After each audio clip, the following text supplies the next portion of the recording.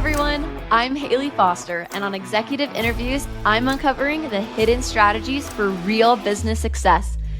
Come with me as I dive into candid conversations with business experts that might just change how you define success. Hello and welcome back to Executive Interviews. My name is Haley and I am joined today by Ross Stansfield. Ross, we are so happy that you're here with us today. Thank you so much. And I was pleased to answer your request. Absolutely. We are so happy to have you. I want to take a second to quickly introduce Ross and who he is. He has an incredible career. He has filmed so many shots for different clients such as Coca-Cola, Marriott, American Woodmark, and more. He currently is working on a mini series, and he also has a specialty in lighting tools, in addition to his love for cameras and filming and photography. Ross, is there anything I missed? There is, but we don't. Well, Ross, today we want to talk a little bit about creativity. Tell me what creativity is to you and how it's impacted your career. As I mentioned, I'd done a little like a cartoon strip all about, it was called The Creative Ones. And it was, something that I would email. No, I was actual mail. I mailed it to clients just to say, hey, I'm out here and you're trying to differentiate yourself from the competition. And so that was one way. I'm not someone that can draw. I did it with a computer program. It was like, put these little pieces together, very primitive, but it had a character look like me, which I thought was, okay, that's perfect. So you'll see me because you need to show branding. Yes. Now, and we'll go to another thing on creativity. I worked on a film about Raymond Loewy. Raymond Loewy was the inventor of industrial design, came to America after World War I, and he had his first real commission for Gestetner, which was a copy machine. And usually a woman is running this thing and she's getting all ink all over herself. It's a mess because this is early technology. So he said, Mr. Loewy, I'd love for you to make a better version because it was very Victorian, all exposed. It just was ugly. Thought about it, and he got a rolling table, and he covered the product with a clay, and he made a streamlined shape, and then it became a final product. So it was streamlined, not ugly Victorian. I love it. This is beautiful. $3,200, 1929, the same year as the crash. So he valued that design, and that made Mr. Loewy go, I think I'm on the right track. And he then would travel various places and get a lead. He worked for the Pennsylvania Railroad, which is the biggest railroad in the world. He designed locomotives. The first thing he designed was a trash can. That was his tech. Mr. Loewy, can you fix this? And of course, he's going to smile and say, of course I can. They had a beautiful Art Deco trash can. The next was this giant locomotive. And it looked like Frankenstein. It had rivets, and it was double-ended. It was called the GG1. That locomotive ran for 50 years. Wow. He redesigned it with a cast body, and he put whiskers on it in gold. So the headlights here, and you see these whiskers, and a big, dark green. It's like black with a little bit of green in it. Very impressive. Later, they had Tuscan, and they had other colors. That thing ran for 50 years. He was very proud of that. And you can still see them, none of them running, because they changed the electrical. So it's a different type of power. But they're sitting there. You can't move them. It's huge. But that was a cool project. And it was at a museum for 10 years. And then it was, okay, that's done. We're taking it out. I entered it in a contest that won the audience award. That was... Wow. And that's from 2006. So it was standard def that I up-resed through the magic of, technology keeping, changing. So that was a cool project. And I learned a lot. And he was super, super creative. If you, Google his name and you'll see all the things he did, you go, one man did all that? Boats, planes, all these logos, like the IBM logo, the Shell logo, Exxon. He did Exxon on a napkin. And he did a bet on the Lucky Strike. The guy that was the owner of Lucky Strike came to Mr. Loewy, you think you can improve this? And he's like, yeah. So it was a $50,000 bet, which he won. And Lucky Wow. Strike had a green pack, and it was wartime, World War II. You don't have green. You need it for what? The uniforms. And so he took away the green. It then became white.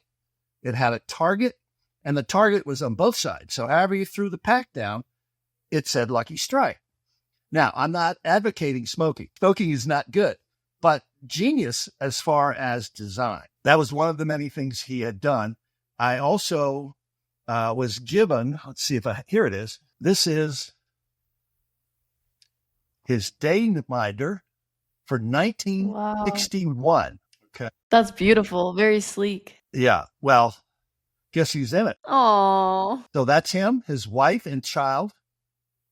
And the child is the one I worked with. And it's got all this data inside. It's got addresses, he's got recipes, he's got semi-dirty jokes. Hey, it's a hoot. I made a slideshow of it. I can send you the link. That's a Yeah. mute. That is so neat. Yeah. What's funny is I was talking to her husband today. He mentioned that he had all these Dayminders. I said, no, you don't. I have one of them. And he didn't remember. And I said, I did a slideshow of it. Don't you remember? No, I must have sent it to him, but he didn't. So he got it today and he was just charmed. And that was cool. Oh. I got to hear his reaction on the phone as opposed to, That is so special. yeah, it was cool. What did you do originally to start working for his son? For the daughter? Or sorry, for the daughter, yes. Yeah. I had done a screenplay called Streamline.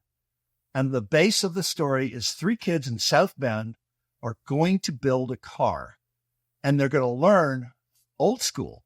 They're going to take the metal and they're going to beat it on a buck. They're going to be taught how to do that. I don't know if you know what I'm talking about. Buck, a wood form.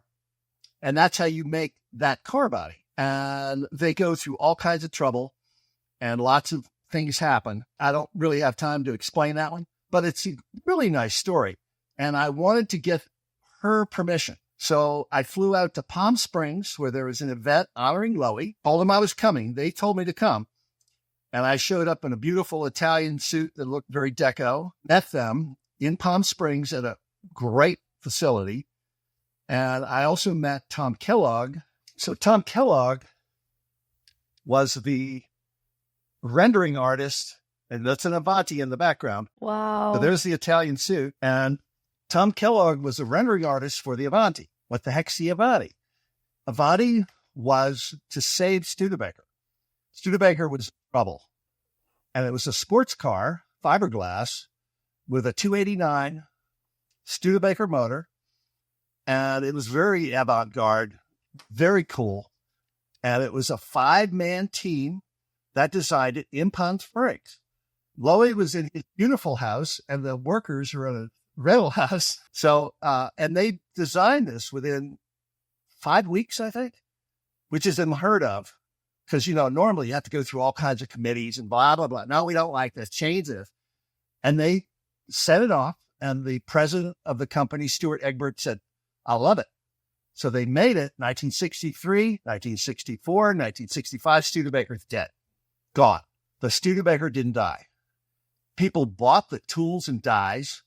And they kept making it with GM and later Ford Mustang. And they made a new one that my buddy Tom created. He designed it because Lowy was no longer with us. And that was made in Georgia. And I went to the factory for the big grand opening. But what was weird is I saw some cars. I didn't see any of them run.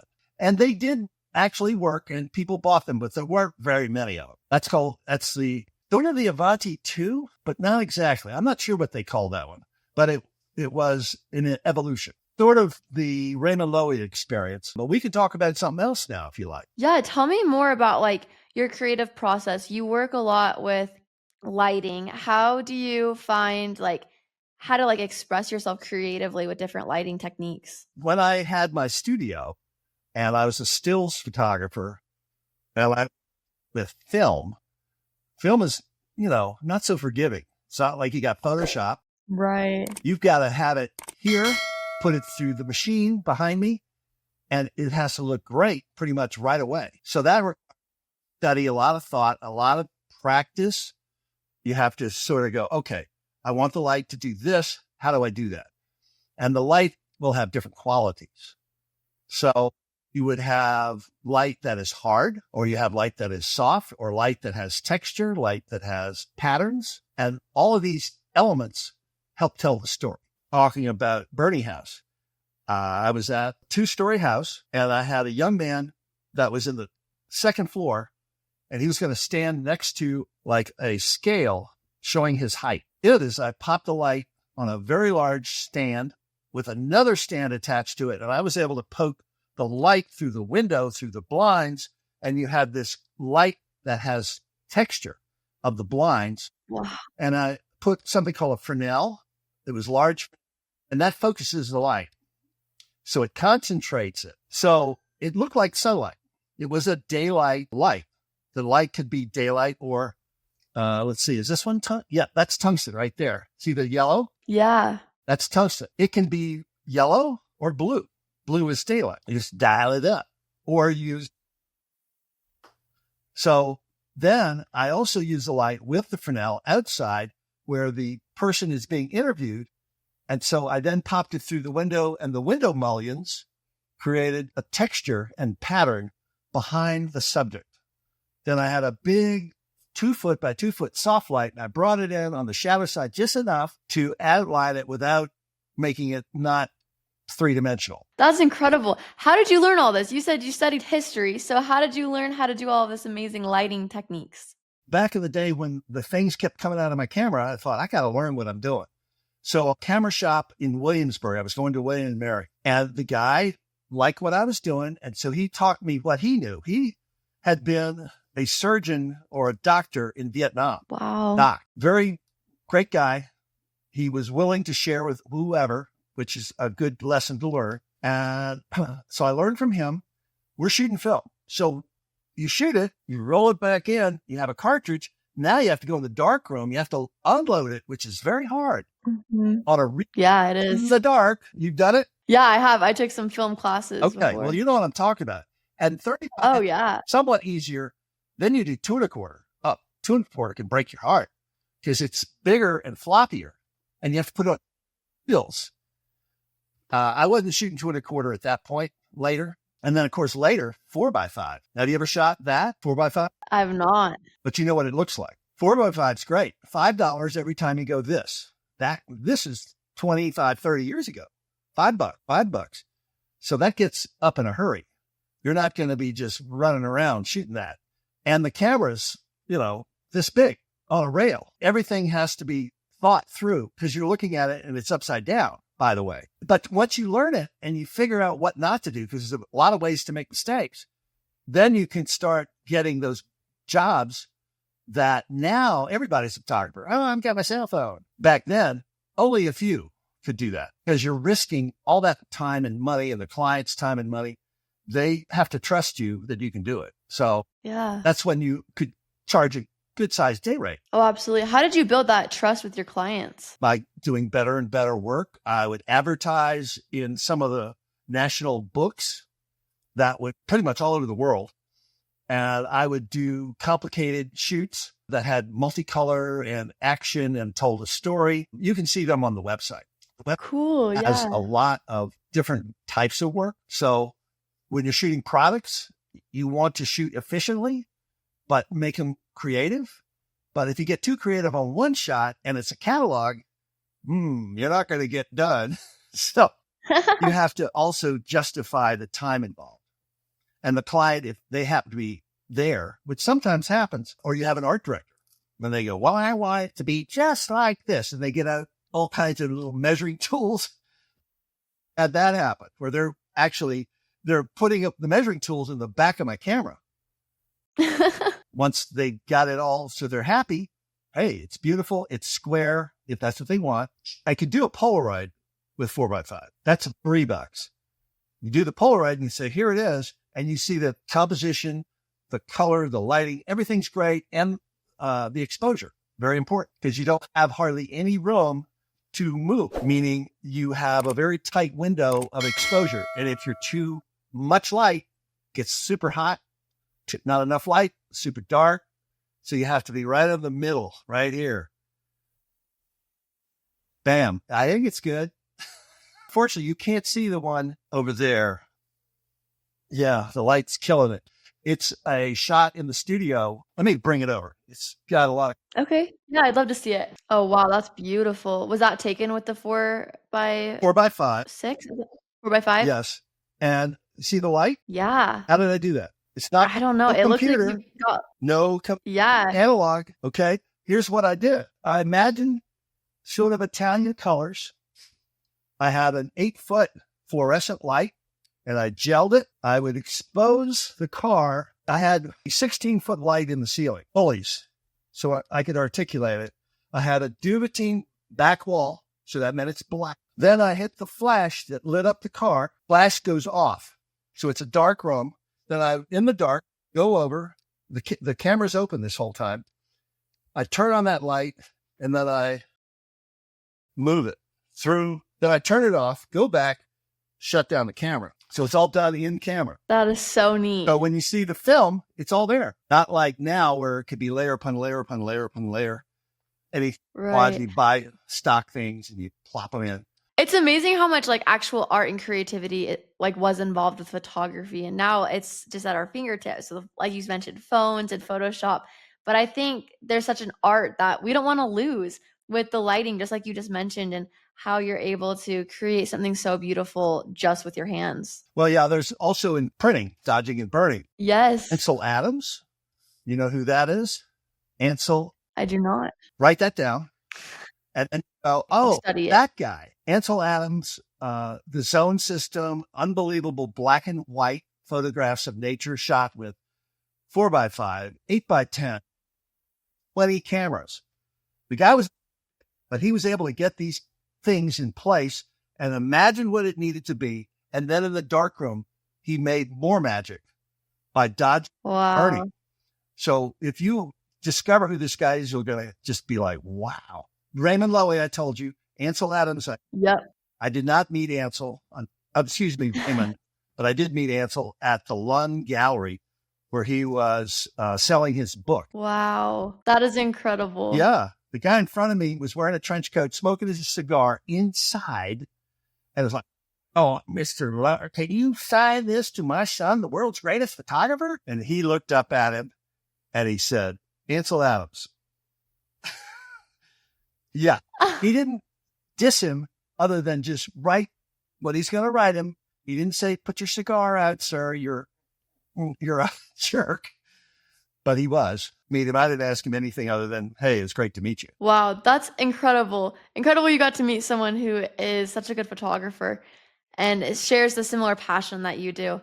Ross, we are running low on time today, but I just want to get some career advice from you. I would love to hear, and I know our listeners would love to hear as well, just some general advice that you have to give from the career that you've led. If you find something you love and you're willing to sacrifice for it, then it might take a while. So you have to be patient. You have to plan ahead.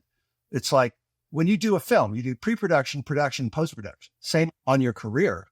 So if you want to be a photographer or you want to be a painter or you want to be a wonderful brick mason, these are all things you have to learn from people that know. There will be people that will share their knowledge.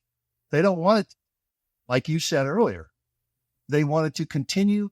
They want it to get better. They want to feel proud that they helped this person. So look for that person, the guru, the mensch that will help you get further along. That super helps. That's incredible. It's so important to build our networks because as we build our networks, we really are opening doors to so many new opportunities to come our way. Ross, thank you so much for being on Executive Interviews today. It was such a pleasure to have you. I sure enjoyed all of the stories, insights. I learned so many valuable things from you. Thank you so much for coming on. Right. I'll send you some things. And you've got a couple people to look up that unfortunately neither one you can interview.